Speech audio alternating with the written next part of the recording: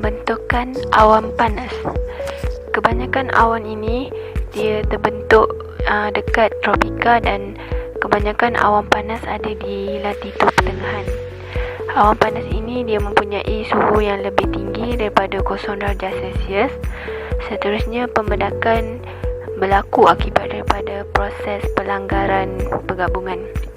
Proses ini dia bergantung kepada kelajuan dan perbezaan saiz titisan. Ia bermula daripada titisan pengumpul yang besar, yang mana kebiasaannya titisan pengumpul yang besar jatuh lebih cepat berbanding daripada titisan pengumpul yang kecil, kerana titisan pengumpul yang besar mempunyai terminal halaju yang tinggi. Di sini kita dapat lihat seperti di dalam gambar rajah di sebelah kanan, yang mana titisan pengumpul yang besar telah jatuh ke bawah. Terdapat dua proses bagi pembentukan awan panas. Yang pertama adalah proses pelanggaran atau pertumbungan dan juga proses penggabungan. Saya akan menerangkan proses pelanggaran atau pertumbungan terdahulu, iaitu proses ini di mana titisan yang besar telah berlanggar dengan titisan yang kecil.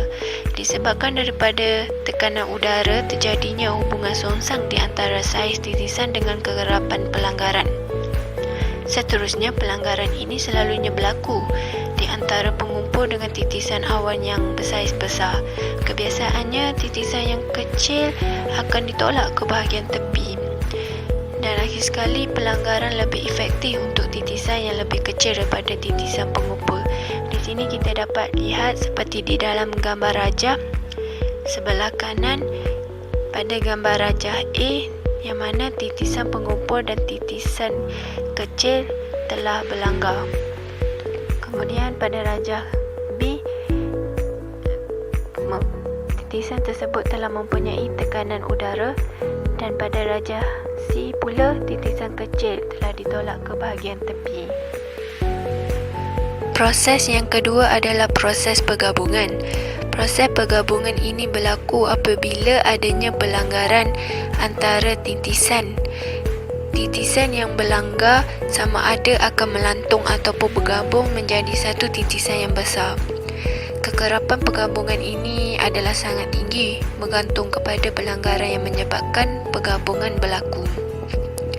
Seterusnya, pelanggaran dan pergabungan ini telah bersama-sama membentuk satu mekanisme utama untuk pembendakan di kawasan tropika di mana terdapat banyaknya awan panas. Pembentukan awan sejuk. Pada musim sejuk, awan yang berada di latitud pertengahan dan latitud yang tinggi diklasifikasikan sebagai awan yang sejuk kerana purata suhu awan sejuk adalah di bawah takat beku 0 darjah Celsius ke bawah, iaitu takat beku negatif. Awan ini dia terdiri daripada 3 jenis, iaitu liquid water, super cool water dan juga ais.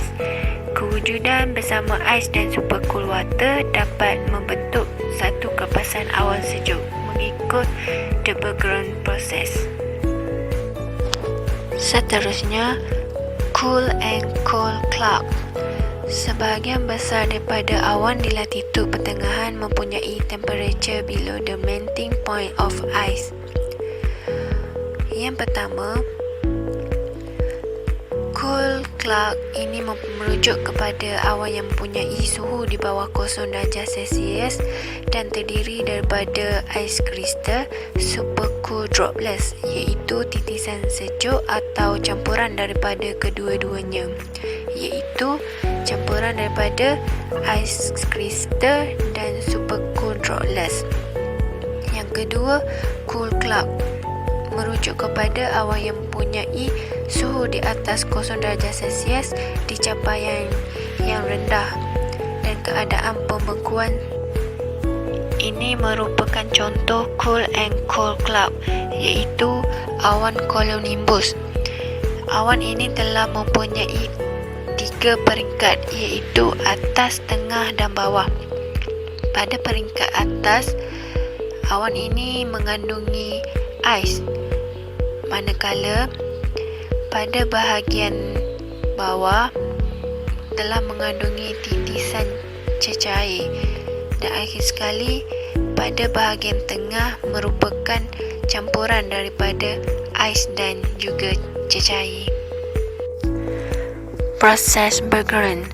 Ketepuan tekanan wad ais adalah lebih rendah daripada supercool water dan wad air.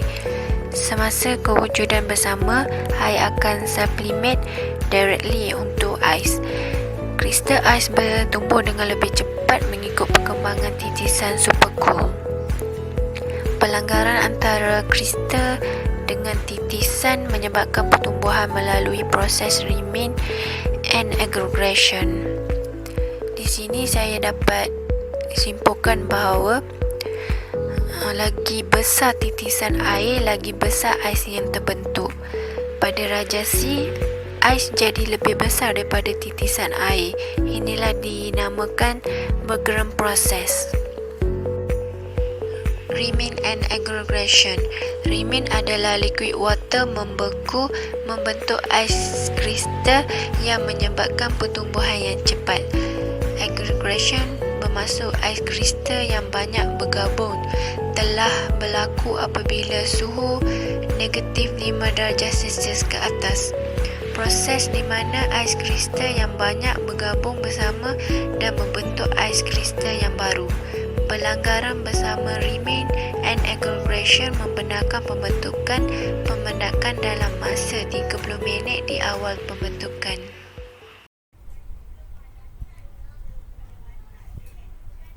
Proses pemendakan. Slide ini disediakan oleh Muhammad Zuljamal bin Muhammad Said. Pada musim bunga 1993, kawasan barat laut di Amerika Syarikat mengalami banjir dalam skala yang besar di Mississippi River.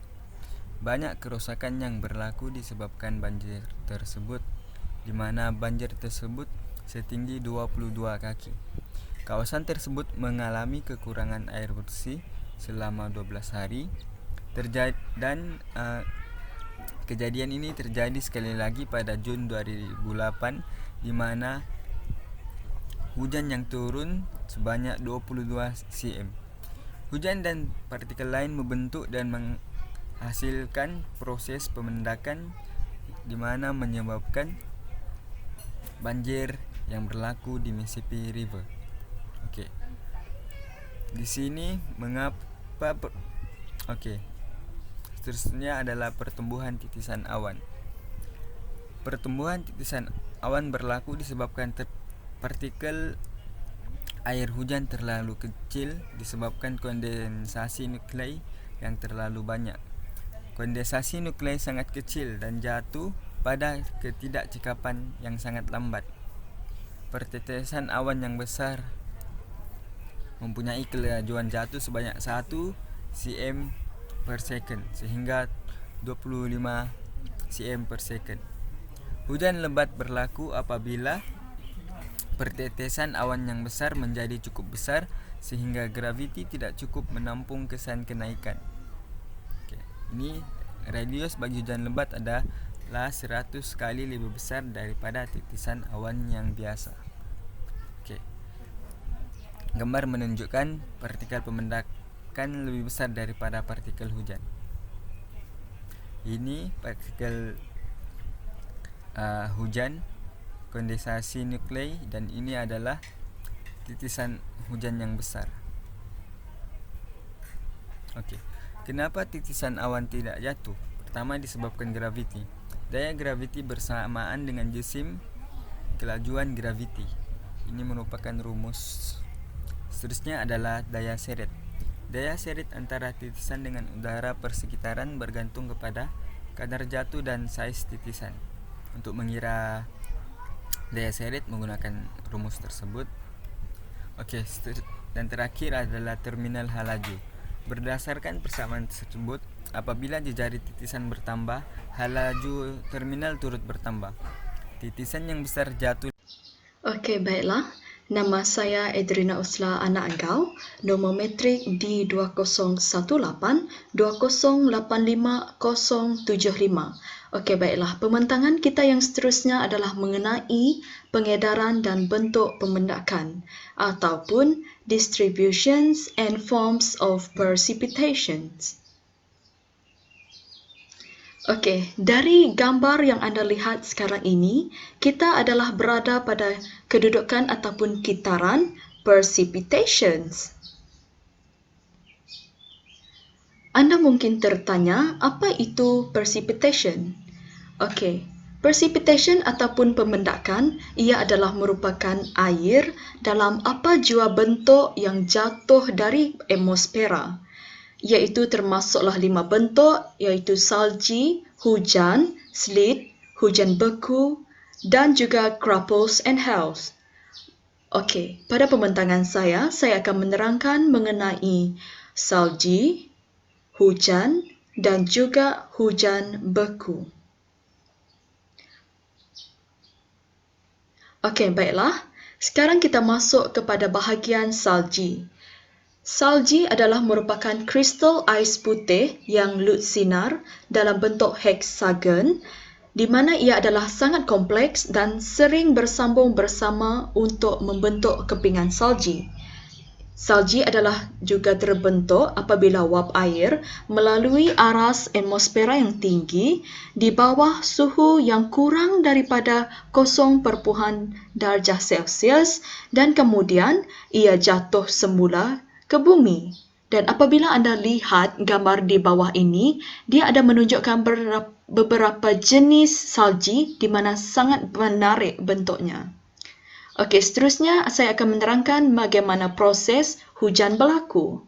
Okey, yang pertama, hujan berlaku apabila awan terapung di atmosfera yang mengandungi wap air. Seterusnya, titisan awan tidak dapat jatuh ke permukaan bumi kerana saiznya masih kecil. Proses kondensasi berlaku secara berterusan. Titisan air di dalam awan mengalami proses kondensasi dan bergabung untuk membentuk titisan air yang besar, dan apabila cukup berat untuk membentuk hujan, ia ditarik oleh graviti ke bawah.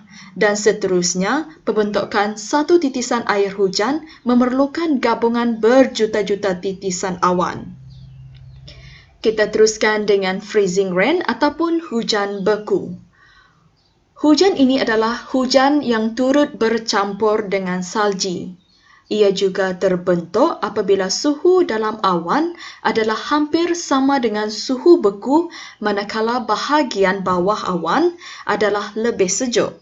Hujan beku juga berlaku apabila melalui pembentukan salji-salji cair, dan salji itu jatuh melalui satu lapisan udara yang lebih sejuk berhampiran dengan permukaan bumi.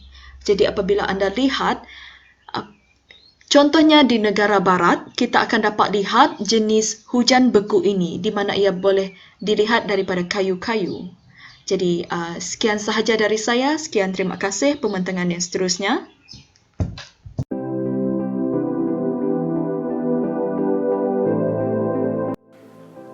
Graupel adalah pelet kecil dan lembut yang terbentuk apabila titisan air supercool, iaitu pada suhu di bawah 32 darjah, membekukan ke dalam kristal salji.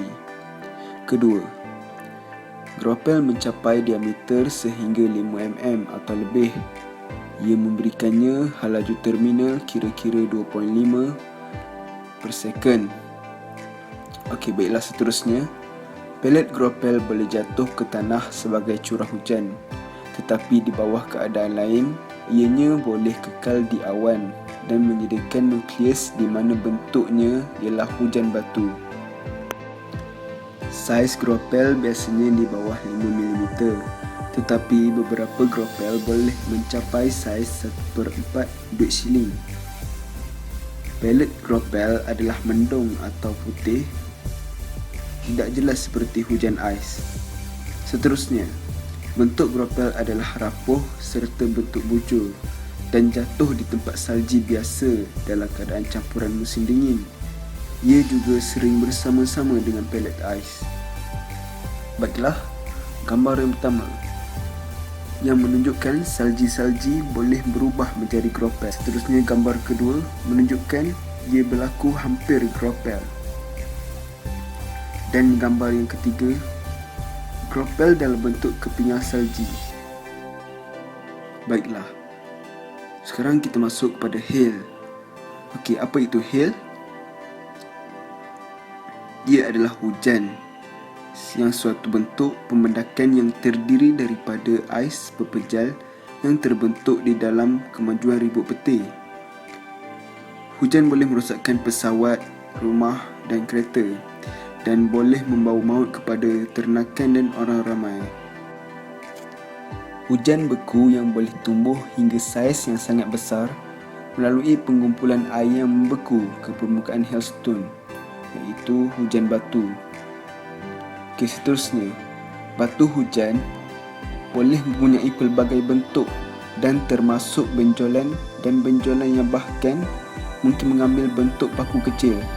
Oleh demikian, ini menyebabkan banyak risiko yang berbahaya kepada manusia.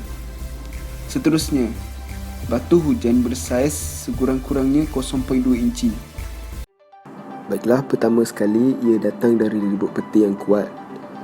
Seterusnya suhu awannya membeku dan dia akan menyebabkan hujan turun dengan membeku. Biasanya dia berlaku di kawasan setempat, iaitu di sekitar kawasan yang berada di bawah awan cumulonimbus, dan tempoh kejadian ini agak singkat, lebih kurang dalam 20 minit sahaja. Kejadian seperti ini juga berpunca daripada penyujukan air hujan yang mendadak dalam awan tersebut, dan dia menyebabkan ais yang terbentuk dalam awan itu gagal mencair sebelum ia turun ke bumi atau menjejak bumi. Jika kita lihat di gambar rajah yang disediakan di video ini, kita boleh lihat di updraft, iaitu hujan batu yang terbentuk ketika arus angin kuat. Dia membawa titisan air ke lapisan atmosfera yang cukup tinggi untuk titisan air tersebut membeku. Seterusnya, bola ais itu dia akan terbentuk apabila semakin banyak titisan ais membeku, menyebabkan saiznya akan lebih bertambah. Senang untuk dimanipulasi di sini ialah semakin kuat updraft itu, maka semakin besarlah saiz bola aisnya akan terbentuk. Hujan ini jatuh ketika ia menjadi cukup berat untuk mengatasi kuatan pendaratan ribut peti, dan ia ditarik ke bumi dengan faktor gravitasi. Seterusnya, batu ais yang lebih kecil boleh ditiup jauh dari pengemasan oleh angin yang mendatar. Hujan lebat yang lebih besar biasanya lebih dekat dengan pengemasan daripada hujan batu yang lebih kecil. Baiklah, batu ais yang dipandu angin atau yang dibawa oleh angin boleh merobek tepi rumah, memecahkan tingkap dan meniup ke rumah. Ia juga boleh memecahkan tingkap sisi kereta dan menyebabkan keadaan atau kecederaan yang teruk atau kematian kepada orang dan juga haiwan.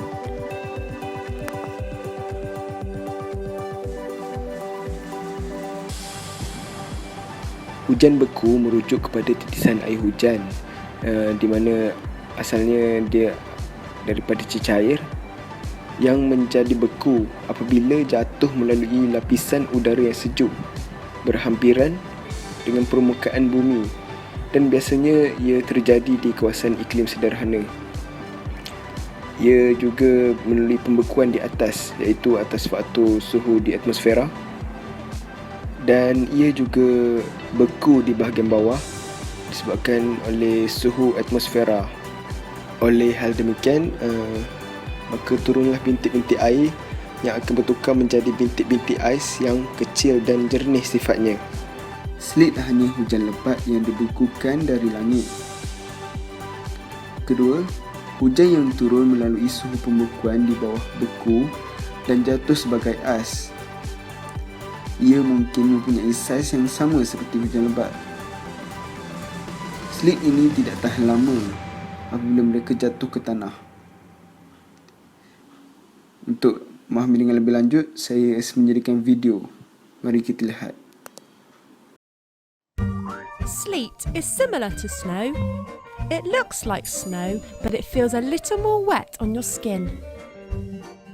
When snowflakes fall through air that is above freezing temperature on their journey to the ground, some of them start to melt and begin to turn into raindrops. Since sleet is partially melted snow, when it hits the ground, it doesn't stick like snow and instead just melts away. This means you can't build snowmen out of sleet. Sleet can get slushy and be slippery to walk on, so it's best to wear welly boots on your feet.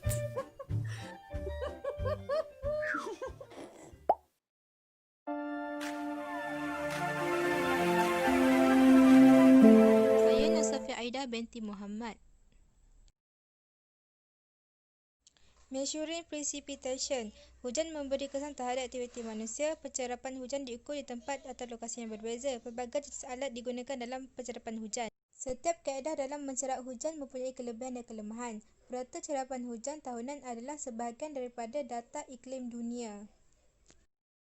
Kebanyakan yang diukur adalah hujan tapi, salji dan hujan batu ataupun lain-lain mempunyai bentuk cair dan beku jatuh ke tanah diukur dalam unit sepanjang tempoh tertentu. Nampaknya kita dah ada tempat untuk cerapan hujan. Jomlah sekarang kita pergi ke lapangan untuk cerap hujan. Cerapan hujan diambil pada waktu pagi, misalnya pukul 7 pagi. Pagi sangatlah, pengambilan tidak konsisten. Saya masih mengantuk. Apakah benda ini?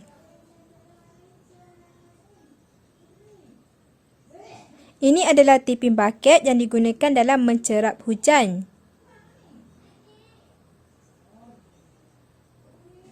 Bagaimanakah ianya berfungsi?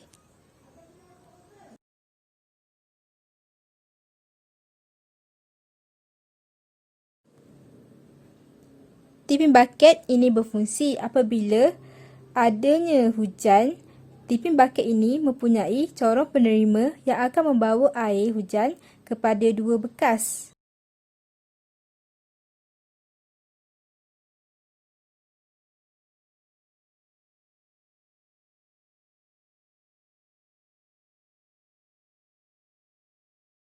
Ini adalah corong yang membawa air hujan masuk ke dalam.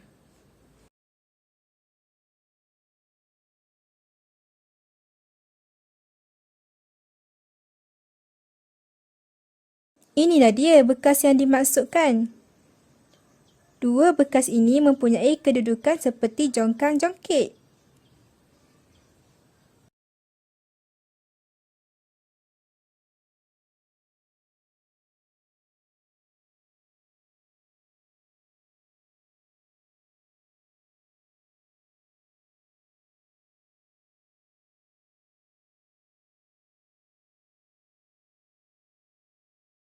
Apabila bekas ini telah mengumpul sebanyak 0.2 mm air hujan, maka bekas yang berisi air akan terjongkit ke bawah dan mengosongkan bekas. Kejadian ini akan berulang.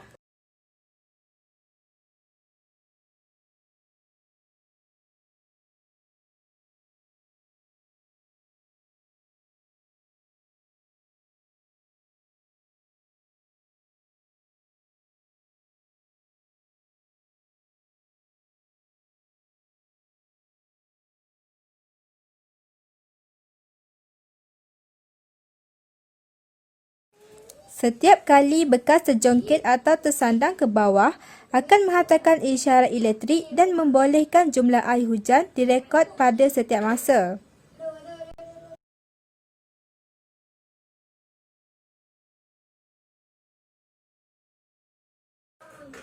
Air hujan yang maksimum dapat dikesan adalah 200 mm per jam.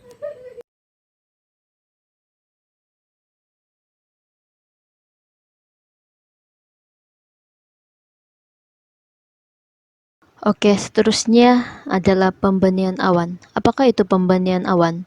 Pembenihan awan adalah untuk menghasilkan hujan tiruan. Gambar ini menunjukkan dua kaedah yang digunakan untuk pembenihan awan. Kaedah di bawah adalah kaedah pembenihan awan basah dengan menggunakan larutan garam biasa. Manakala bagi kaedah yang di atas pula adalah pembenihan awan kering, yaitu dengan pembakaran hedroskop flora. Konsep pembenihan awan ini telah wujud sejak tahun 1940-an lagi apabila Bernard Vogel mendapati bahawa audida perak, argentium audida atau silver audida boleh menghasilkan kristal ais ketika dilepaskan ke alam ruang awan. Audida perak adalah serbuk kuning yang tidak larut apabila terdedah kepada cahaya. Ia digunakan untuk menghasilkan hujan tiruan. Bagi negara barat, kaedah ini digunakan untuk menghasilkan salji, manakala bagi negara Malaysia pula digunakan untuk menghasilkan hujan tiruan. Apabila air menyejat dan naik ke atmosfera, ia berada dalam bentuk gas. Dari masa ke semasa, uap air ini akan menyujuk dan melalui proses pemeluapan dan seterusnya menjadi awan. Gambar ini menunjukkan kaedah pembenihan awan basah, di mana kapal akan melakukan semburan sabatian garam ke atas ruang awan cumulus. Oleh itu, sabatian garam dan uap air akan membentuk titisan air hujan. Dan yang paling penting sekali adalah ia memerlukan angin dari pelbagai arah bagi meningkatkan uap air ke udara. Untuk proses ini, uap memerlukan sesuatu untuk ia menempel seperti titisan air, di mana semakin banyak titisan yang bergabung dengan uap ini, semakin berat titisan air itu sehingga ia turun ke bumi menjadi hujan. Ketika di ruang udara, para petugas akan menyembur campuran natrium klorida dan air ke ruang udara. Ruang udara yang sememangnya sudah mempunyai jumlah air yang sedikit akan memeluapkan campuran bahan yang baru disembur tadi. Ini membantu menebalkan awan dan meningkatkan lagi peluang untuk hujan.